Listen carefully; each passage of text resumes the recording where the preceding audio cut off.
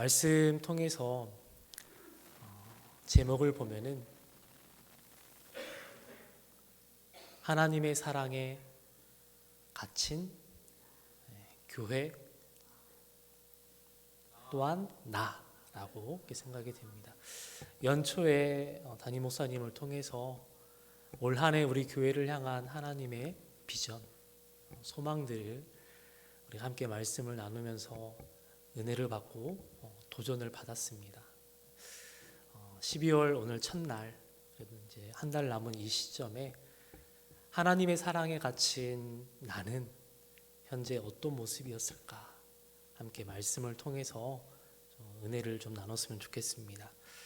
먼저 한 가지 질문을 생각해 보기를 원하는데, 무엇이 나를 움직이게 하는가라는 질문입니다. 예를 들어 아침에 일어나는 거, 직장을 가는 거, 또는 학교에 가는 거, 무엇이 나를 일어나게 만드는가?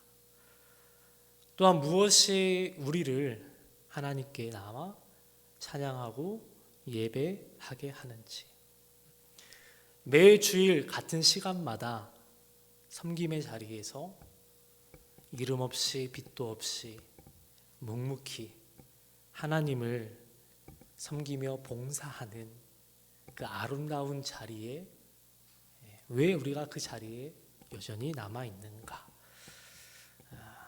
무엇이 우리로 하여금 무엇이가 참 궁금하더라고요. 그렇죠? 지난주도 김장한이라고 정말 애쓰셨죠? 새벽부터 시간 사진만 봐서 참 안타까웠지만 그래도 맛있는 이렇게 또 김장김치를 먹으니까 너무 수고해 주신 손길들이 너무 감사하더라고요. 할렐루야. 네. 무엇이 우리 권사님들을 움직이겠을까? 네, 그죠?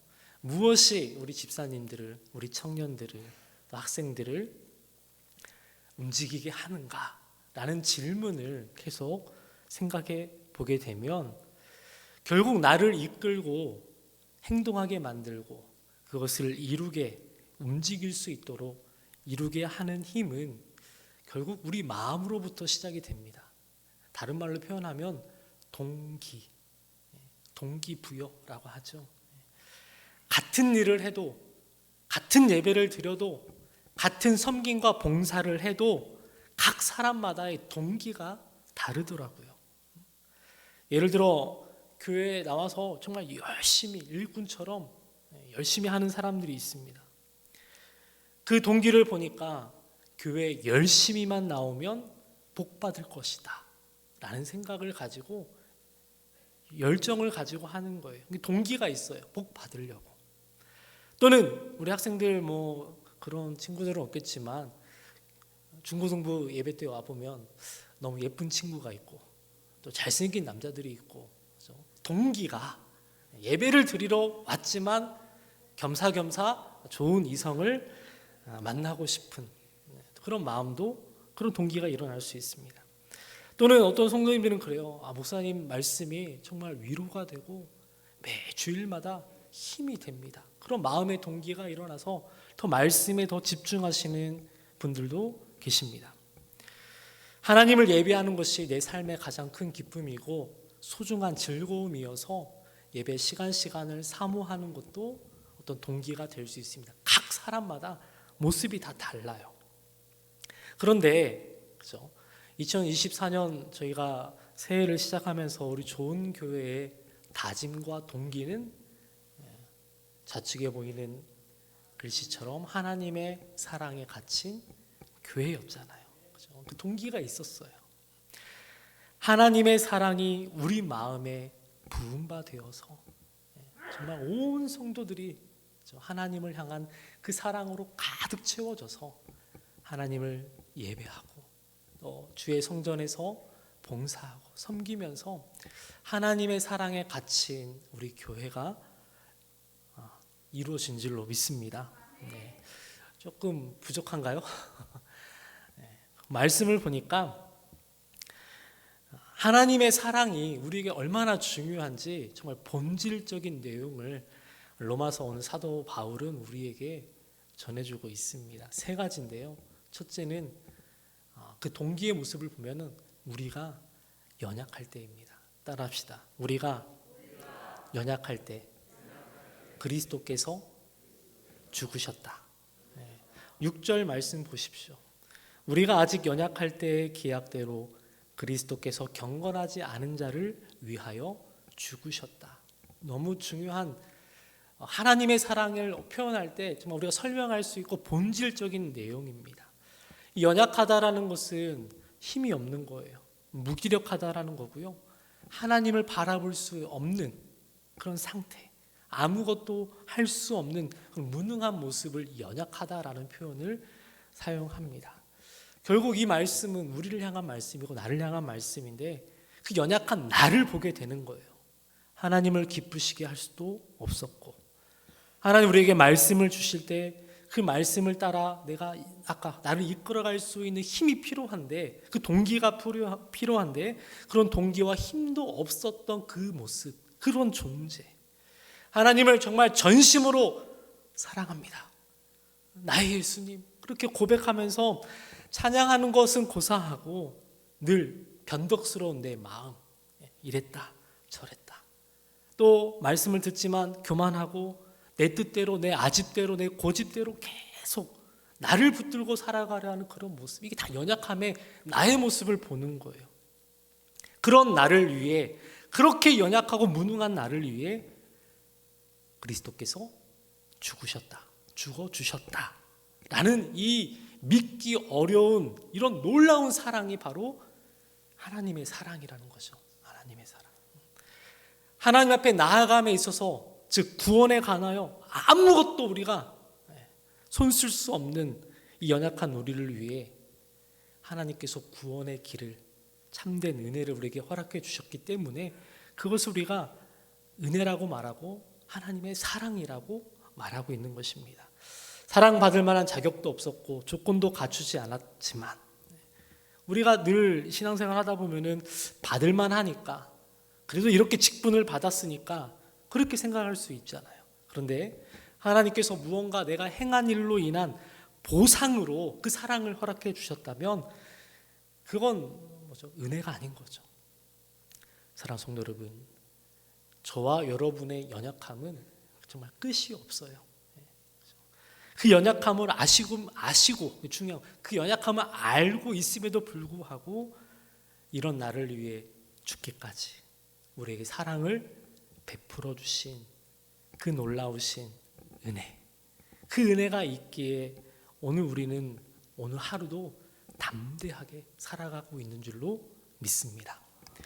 여전히 연약하고 부족한 것이 많지만 지금도 우리가 주눅들지 않고, 그죠? 당당하게 하나님 앞에 그 은혜의 보좌 앞에 담대히 나아가서 예배할 수 있는 이유도 하나님의 사랑이 우리 안에, 우리 마음에 부어지고 있기 때문에 가능하다라는 것입니다.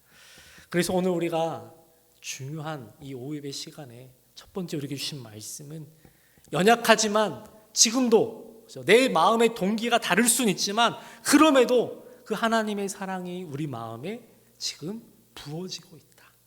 믿습니까? 네. 그 다음에 두 번째로요, 따라합시다. 우리가 죄인 되었을 때 그리스도께서 죽어주셨다. 네. 오늘 8절 말씀 보십시오. 우리가 아직 죄인 되었을 때 그리스도께서 우리를 위하여 죽으심으로 하나님께서 우리에 대한 자기의 사랑을 확증해 주셨다고 합니다. 연약할 때도 부끄럽고 정말 죄인 중에 죄인, 괴수 중에 괴수, 누가 이렇게 말했죠? 사도 바울이 말했잖아요. 이 로마서 말씀을 보면서 정말 연약함도 하나님 앞에 나아갈 수 없을 만큼의 부끄러움으로 우리는 그렇게 취약한데, 오늘 두 번째로 이미 죄인 되었다라고 또 표현을 하고 있습니다. 한 단계 더 올라간 것 같아요. 근데 7절 말씀 보니까 의인을 위하여 죽는 자가 쉽지 않고 선인을 위하여 용감히 죽는 자가 혹 있을 수 있다라는 표현을 하고 있습니다. 역사를 보면, 세상에 흘러가는 이 시간들을 보면은 분명 우리 주변에 의인들이 있어요. 생명을 살리고 정말 중요한 일들을 이뤄간 사람들이 있습니다. 드물게 의와 선을 위하여 죽는 사람들도 용감하게 그렇게 살아가는 사람들도 있대요. 그러나 바울이 말하고 싶었던 그것은 의와 선을 위한 것일 뿐이지 우리의 구원에 하나님의 사랑에 그것이 적합하지 않다라고 말하고 있습니다. 즉 그리스도의 죽으심은 예수님의 그 사랑, 우리에게 말씀해 주시는 그 놀라우신 그 십자가의 사랑은 역사 속에 나타나 한 사람의 어느 한두 명의 의인이나 그런 선인들의 죽음과는 정말 다르다라는 것을 설명하고 싶었던 거예요. 그래서 8절에 그 말씀이 나오는 거예요. 의인을 위해 죽어주심이 아니고 누구를 위해? 죄인을 위하여. 예수님께서 이 땅에 오셔서 하셨던 말씀도 내가 의인을 위하여 이곳에 온 것이 아니라 죄인들을 구원하기 위해 오셨다라고 말씀해 주셨잖아요. 죄인됨, 죄인들을 위해 오셨다라는 거예요. 그런데 이 세상 누구도 죄인을 위해 죽는 사람은 없습니다. 안 그렇습니까? 예수님께서 죄인된 우리, 이미 죄인 되었을 때 그리스도께서 우리를 위하여 죽으심으로 하나님께서 우리에 대한 자기의 사랑을 확증해 주셨다라는 것입니다. 이런 사랑으로 우리가 살아가고 있는 본질적인 이 내용을 우리는 한순간도 잊어서는 안 됩니다. 더 나아가서 그 죽으심이 그냥 죽었다, 멸망, 사망 그렇게 끝난 것이 아니라 하나님의 사랑을 뭐예요? 확증시켜 주시는, 합당하게 입증해 주셨다, 명확하게 온 천하에 드러내어 주셨다, 그런 의미거든요. 영원한 형벌을 받는 저와 여러분들이 아닌 결국 하나님의 나라에 들어갈 수 있는 하나님의 사랑이 우리 마음에 부은 바 되어서 하나님의 자녀가 되고 하나님의 백성이 되었다라는 말씀입니다. 사랑하는 성도 여러분, 우리는 그 십자가의 사랑 때문에 오늘도 이 자리에 있고요, 하나님의 자녀가 되었습니다. 또한 그 사랑, 하나님의 사랑 때문에 영원한 생명을 얻게 되었습니다. 그리고 그 하나님의 사랑 때문에 오늘도 그 사랑 안에서 머물며 우리가 하나님을 예배할 수 있게 되는 줄로 믿습니다. 마지막 세 번째는요, 10절에 보니까 따라합시다. 우리가 원수 되었을 때 그리스도께서 죽어주셨다. 10절의 말씀이죠. 우리가 원수 되었을 때 그 아들의 죽으심으로 말미암아 하나님과 화목하게 되었다라고 말씀합니다. 성경에 보면은 죄의 결과에 대해서 우리에게 말씀해 주시는데 그 죄의 결과는 하나님과의 어떤 화목을 잃어버리는, 교제하는 것들을 다 상실해 버렸다라는 뜻이 어떤 죄의 결과의 모습입니다. 하나님과 나 사이가 다른 걸로 멀어지는 게 아니에요. 죄로 인해서. 그렇죠? 그 죄로 인해 끊어져 버리고 죄에 속하고 세상에 속하고 마귀에게 속하고 하나님과 등을 돌린, 하나님과 마주볼 수 없는 그 상태가 바로 이 원수된 상태예요. 이 원수라는 것은 로마서의 그 말씀에 사도 바울은 어떻게 표현했냐면 오직 육신의 생각으로 살아가는 사람들이다라고 로마서 8장 7절에 말합니다. 육신의 생각은 하나님과 뭐가 된다고 했어요? 원수가 되나니. 육적으로 살아가는, 육적으로 생각하는 그 모든 것들이 하나님과 원수가 되는 모습이다라고 설명을 했어요. 이 원수를, 그죠, 하나님과 마주하지 않고 있는, 등 돌려버린 그 원수 같은 상태에 있는 우리를 멸망시키지 않고 그 원수된 그 연약한 사람들을 살리려고 예수 그리스도께서 십자가에 뭐 하셨다? 죽어 주셨다라는 거예요. 죽으셨다라는 거죠. 이게 바로 하나님의 사랑이라는 거예요. 사랑하는 성도 여러분, 우리가 좀 착각하면 안 되는 것 중에 하나가 이 땅에서의 삶이 전부가 아니잖아요. 모든 것이 아니잖아요. 물론 현재의 상황에서는 이게 최선이고 정말 이게 우리가 할 수 있는 것들의 어떤 방법의 최고의 모습이라 생각할 수는 있겠지만 그렇지 않다라고 우리에게 성경은 말씀해 주십니다. 우리는 강한 자가 아니라 정말 연약한 자였고, 우리는 정말 나름대로 나는 선을 베풀면서 정말 하나님 보실 때 부끄러움이 없어 라는 그런 존재가 아니라 정말 연약한 죄인들이었고, 더 나아가서 늘 우리가 하나님 앞에 나아가서 하나님 앞에 영광 돌리는 삶을 살아가야 되지만, 그런 삶의 모습이지만, 하나님의 자녀된 모습이지만, 그럼에도 불구하고 어느 순간은 또 우리가 하나님께 등을 돌리고 원수된 자로 또 살아가고 있었던 모습들을 보게 되잖아요. 경건한 자가 아니라 경건치 않은 자였고, 의인이 아니라 죄인이었고, 하나님과 교제하는 친구가 아니라 하나님과 원수된 자로서 어떻게 보면 나도 하나님을 거부했던 그런 시간들, 그런 모습들이 우리의 삶에 나타나게 되는데, 그렇죠? 그런 우리를, 그런 나를 왜 하나님은 하나님의 사랑에 가둬놓으려고 하실까? 오늘 말씀의 그런 모습이잖아요. 왜 이토록 사랑해 주시려 하실까? 9절에 보니까 그 의미가 나와 있더라고요. 우리 9절 한번 같이 읽어보겠습니다. 그러면 이제 우리가 그의 피로 말미암아 의롭다 하심을 받았으니 더욱 그로 말미암아 진노하심에서 구원을 받을 것이니. 아멘. 두 가지가 나왔는데, 첫째는 그의 피입니다. 그의 피로 말미암아서 그 모든 형벌, 연약함, 죄인됨, 그 원수되었던 그 모든 것들, 그죠? 그 모든 형벌에서 건지시고 대신 희생하신, 속죄의 제물로서 죽으셨다. 그의 피로 말미암아 의롭다함을 받게 되었다는 첫 번째 뜻이 있고요. 두 번째는요, 뭘까요? 진노받아야 할, 마땅히 진노 가운데 있어야 될 것이 저와 여러분들의 모습인데, 그 진노하심에서 두 번째 뭘 받아요? 구원을 받는답니다. 할렐루야. 네. 이게 바로 하나님 우리를 사랑하신 어떤 모습의 이유라고 말할 수 있겠죠. 그래서 그 죗값을 치르셨고 의롭게 여겨주셨기 때문에 10절에 그렇게 말씀을 하는 거예요. 10절 한번 읽겠습니다. 곧 우리가 원수 되었을 때 그의 아들의 죽으심으로 말미암아 하나님과 화목하게 되었은즉 화목하게 된 자로서는 더욱 그의 살아나심으로 말미암아 구원을 받을 것이니라. 아멘. 여기 똑같은 의미가 나와 있죠. 9절에서 10절에서 반복된 단어가 무엇입니까? 구원입니다. 하나님의 사랑, 그것을 대신할 수 있는 것은 이 세상에 그 어떤 것도 없다라는 거예요. 유일하다라는 것이죠. 우리는 그 하나님의 사랑을 믿음으로 그 예수님을 통해서 의롭다 하심을 받고 구원을 받게 되는 것뿐만 아니라, 중요합니다. 마지막 결과적으로 그 하나님을 영원토록 즐거워하는 하나님과 화목하게 된 자로서 회복이 되었다라고 사도 바울이 설명을 하고 있는 것입니다. 사랑하는 성도 여러분, 로마서 5장에서 사도 바울은 세 가지로 우리에게 말하고 있습니다. 하나님의 사랑에 갇혔다. 하나님의 사랑이 내 마음에 부어졌다. 계속 부어지고 있다는 것은 세 가지의 의미가 있는데, 첫째는 하나님과의 화목입니다. 그리고 두 번째는 매 순간순간 은혜의 자리로 나아가는 겁니다.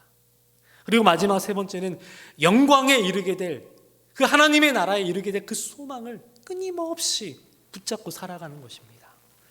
그래서 바울이 그렇게 고백을 한 거예요. 오늘 말씀을 제가 한번 딱 설명을 해드리면, 하나님의 그 완전하신 사랑으로 말미암아 내가 연약할 때, 내가 죄인 되었을 때, 내가 하나님과 심지어 원수가 되었을 때 자기 몸을 내어주신 그 하나님의 사랑 때문에 바울이 하는 말이 그거예요. 나는 살았다. 할렐루야. 나는 살았다. 그렇게 지금 로마 성도들에게 이 편지를 보내고 있는 거잖아요.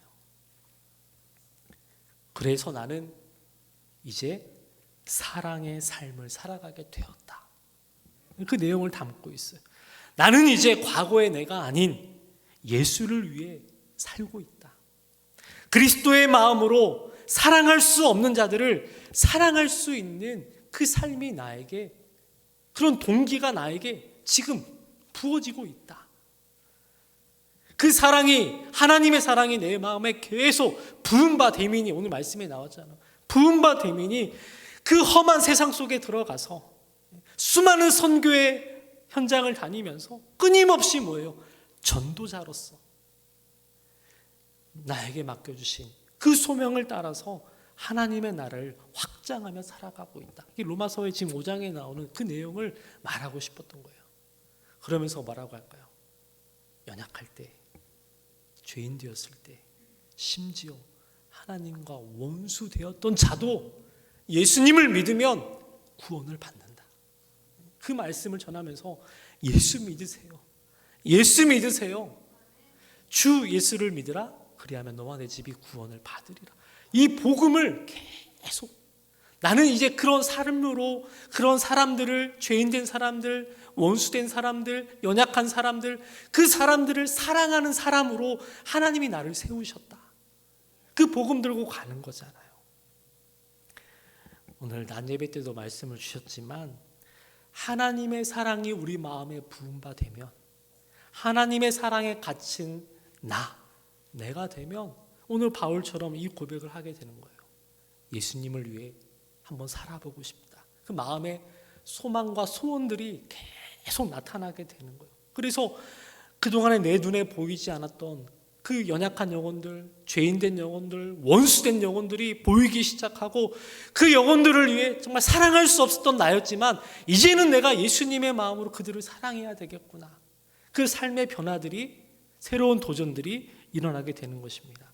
오늘 말씀을 마치겠습니다. 여러분, 12월 이제 며칠 남지 않았어요. 아쉽죠? 되돌리고 싶죠? 빨리 갔으면 좋겠어요? 빨리 끝났으면 좋겠나요? 네. 한 해가 얼마 남지 않았다라는 아쉬움은 있지만 더 중요한 건 우리에게는 소망이 있다는 거죠. 이게 끝이 아니라는 거예요. 전능하신 하나님이 살아서 역사하시고, 저와 여러분의 우리 아버지가 되시고, 또 하나님의 사랑을 이미 우리 좋은 교회와 우리 모든 성도들에게 계속 그 마음 가운데 부어주고 계시고, 믿습니까? 고린도후서 5장 14절에 바울이 이렇게 마지막 고백을 해요. 그리스도의 사랑이 우리를 강권하시는도다. 내가 주님 사랑해요 라는 고백도 물론 중요하지만 먼저 주님이 우리를 사랑하셨대요. 그리스도의 사랑이 계속 그냥 돌같이 굳어진 내 마음을, 그죠? 황폐해진 은혜를 받지 못하는 내 심령에도 지금도 그리스도의 사랑이 뭐예요? 강권하고 계시다고요. 하나님의 사랑에 갇혔다는 표현이 계속 우리 마음에 부어지고 있다는 표현이거든요. 그게 막히는 순간 답답해지고요. 그게 막히는 순간 우리가 말하는 시험에 들었다는 표현을 하는 거예요. 하나님의 사랑이 흘러 내 안에서 뿐만 아니라 계속 넘쳐나야 되는데, 하나님의 사랑은 계속 우리 마음에 부어지는데 그것을 뭐 저수지처럼 가둬놓고 있으니 고인물이 썩어지듯 냄새가 나고 다른 향기가 나오는 거겠죠. 자, 다른 길로 갔는데 그리스도의 사랑이 우리를 뭐 한다고요? 강권하시는도다. 강권이란 이 단어의 뜻은 둘러싸고 밀어낸다 또는 붙든다라는 뜻을 가지고 있습니다. 나는 못할 것 같고 안 될 것 같고 어려운 것 같지만 그리스도의 사랑이 나를 붙들면, 그래서 하는 거잖아요. 아닌가요? 제가 좀 붙들어야겠는데 우리 성도님들. 우리말 성경으로 보니까 그리스도의 사랑이 나를 휘어잡았습니다. 강권하라는 표현이 좀 어렵다면 그리스도의 사랑이 나는 오른쪽으로 가고 싶은데 그리스도의 사랑이 나를 휘어잡아가지고 왼쪽으로 끌고 갔습니다. 새로운 번역으로 만들자면 그런 표현들인 거예요. 내 의지와 상관없이, 내가 하고 싶어하는 내 가치와 동기와 상관없이 하나님의 사랑이 내 마음에 부어지니까 계속 나를 강권하고 계시대요. 휘어 붙잡으셔서 붙들고 나를 그 길로 향하게 하신다는 거예요. 그런 강한 힘이 있다는 겁니다. 근데 놀라운 것은요, 이 사랑이 변하지 않는데요. 그리고 이 사랑은 영원한 사랑이래요. 이 사랑 가운데 그 누구도, 권세자나 천사도, 하늘의 어떤 권세도 그 사랑을 우리로 하여금 끊어낼 수 없다라는 게 이미 우리 마음에 부어지고 있는 하나님의 사랑인 거예요. 여러분, 의심하지 마십시오. 우리가 알고 있는 세상에 많은 요즘 전쟁이며 혼란스러운 이 사회 속에서 힘과 권세를 가진 그런 모습들의 강력함을 우리가 알고 있잖아요. 근데 우리가 알고 있는 그 어떤 강력한 힘, 심지어 우리 자신도 그렇게 할 수 없다라는 겁니다. 하나님의 사랑이 우리를 구원하고 하나님의 사랑이, 그죠? 아직 하나님을 알지 못하는 수많은 영혼들, 그 사랑이 들어가서 오늘 말씀처럼 강권하여 다시금 하나님의 자녀로 삼아 주시는 겁니다. 오늘 말씀 마치면서 우리가 그 사랑에, 하나님의 사랑에 갇힌 나라면 올바르게 그 사랑에 반응을 해야 되는 것이 우리 성도들의 모습입니다. 오늘 말씀 첫 번째 질문이 뭐였죠? 무엇이 나를 움직이게 하는가? 동기에 관하여서 우리가 함께 생각을 해봤습니다. 무엇이 나를 이곳으로 저곳으로 이끌고 있는가? 라는 질문에 사도 바울의 대답은 그리스도의 사랑이 나를 움직이고 있다 라고 담대하게 많은 사람들에게 자랑을 했어요. 선포했어요. 지금 내가 하려는 이 일이, 우리가 정말 전도하고 한 영혼을 하나님께로, 주님께로 막 구호를 외치고 막 소망을 하고 열망을 하고 있잖아요. 근데 이 선택이, 우리가 기도하고 있는 이 기도의 제목들이 그리스도의 사랑에 지금 내가 집에 휘어잡혀 붙들려 그 일을 이루려고 하고 있는가? 동기를 한번 여러분 보셔야 됩니다. 사랑하는 성도 여러분, 다른 곳에서 답을 찾기는 어려운 것 같습니다. 스스로에게, 나에게 물어보셔야 되고, 그리스도의 사랑이 아닌 다른 무언가가 나를 움직이고 있다면 그것은 육신의 생각일 것이 분명합니다. 육신의 생각은 하나님과 원수되는 거라고 했잖아요. 그렇죠? 오늘 말씀을 통해서 그리스도의 사랑이 저와 여러분들을 강권하여서 정말 우리에게 맡겨주신 그 한 영혼 한 영혼을 정말 귀하게 소중하게 바라보면서 사도 바울처럼 그리스도의 사랑이 나를 붙잡고 있습니다. 그래서 나는 견딜 수 없어서 그 사랑 가지고, 그 하나님의 사랑을 가지고 또 다시 세상으로 나아갑니다. 그런 복음의 전도자가 될 수 있기를 주님의 이름으로 축복합니다. 찬양 드리겠습니다.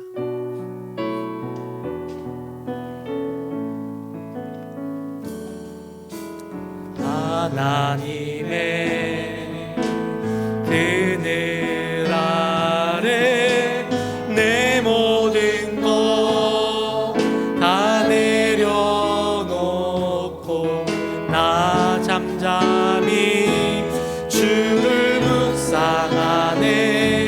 그 놀라우신 은혜를 끝이 없는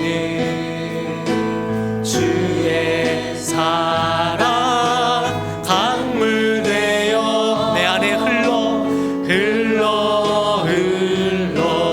내 영혼에 자유함 주시네. 새롭게 하시네. 하나님 사랑, 하나님 사랑, 그 사랑 날 자유케 하네. 하나님 사랑, 그 사랑 날 회복해 하네. 하나님의 그늘 아래서, 하나님의 그늘 아래 내 모든 것 다 내려놓고 나 잠잠히 주를 묵상하네. 그 놀라우신 은혜 끝이 없는 주의 사랑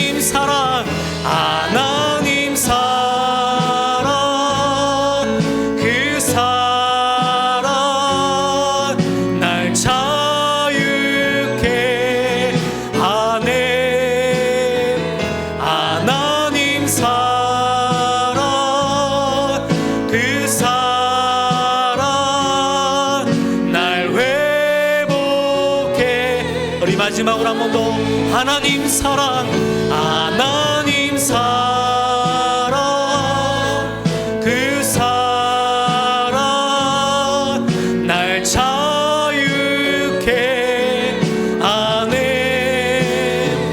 하나님 사랑, 그 사랑 날 회복케 하네. 나에게 기도합시다.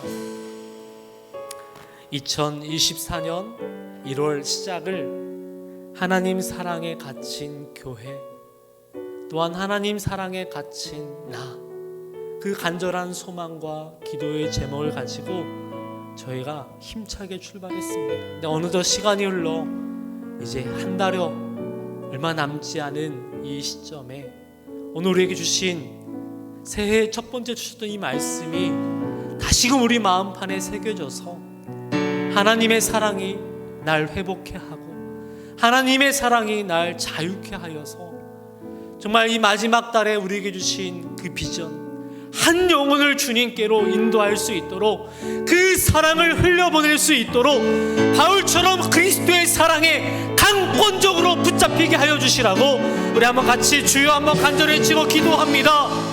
주여, 하나님 아버지 감사합니다.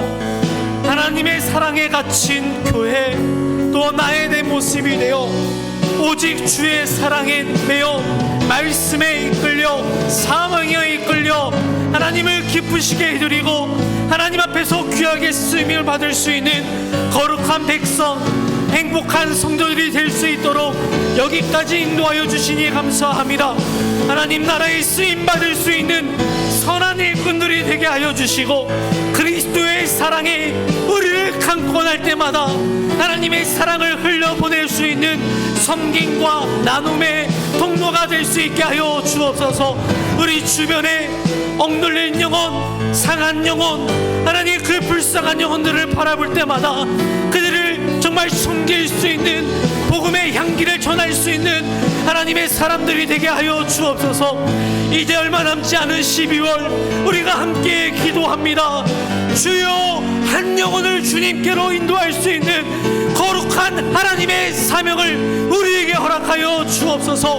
그 감에 빠져 사탄의 권세에 억눌려 있는 그 영혼들을 바라볼 수 있는 믿음의 눈을, 신령한 눈을 허락하여 주셔서 하나님 우리가 기도하고 간구할 때마다 하나님 그 영혼들의 마음이 움직이고 하나님의 사랑이 그 마음에 부음받아서 치유하고 회복되고 정말 놀라운 일들이 일어날 수 있는 우리의 정말 믿음의 역사들이 일어나게 하여 주시옵소서.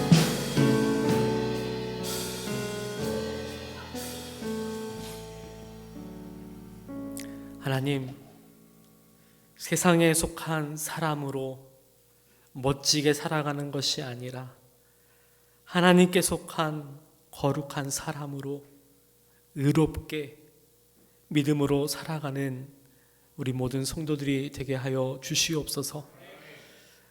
우리가 구별되고 늘 소망하는 기도의 제목들처럼 믿음으로 준비하고 기도로 준비하여서 연약한 자들, 죄 가운데 빠져 있는 자들, 하나님을 등지고 떠나 있는 그 원수된 자들, 그 불쌍한 영혼들을 긍휼히 여기며 하나님 앞에 그 영혼들을 이끌고 나올 수 있는 그리스도의 사랑으로 강권하여지는 우리의 마음밭이 될 수 있도록 도와주시옵소서. 하나님 나라 선한 청지기로서 하나님의 영광을 위해 살아갈 때에 우리의 범사의 모든 것에 하나님 선한 길로 인도하여 주시고 우리의 소망이 되시고 우리의 힘이 되시는 주님 의지하며 이번 한 주간도 믿음으로 승리하며 살아갈 수 있도록 도와주시옵소서.